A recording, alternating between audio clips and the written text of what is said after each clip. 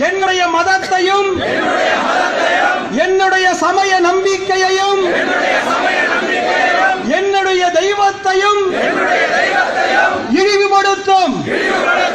எந்த ஒரு அரசியல் கூட்டணிக்கும் இனி இந்த தேர்தல் மட்டுமல்ல எந்த தேர்தலிலும் நான் வணங்கும் குல தெய்வத்தின் சாட்சியாக